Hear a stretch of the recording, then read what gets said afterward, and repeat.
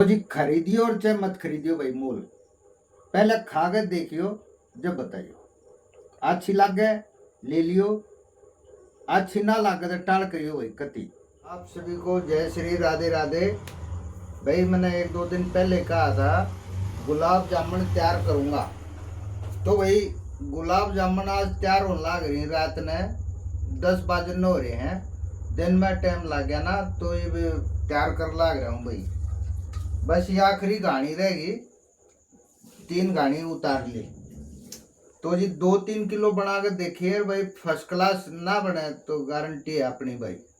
एक नंबर का रिफाइंड लगा दिए इसमें, और भाई एक नंबर का मावा है, छेना है इसमें, और बेकिंग पाउडर है, अरारोट है, कई सौदे हैं भाई छोटे मोटे।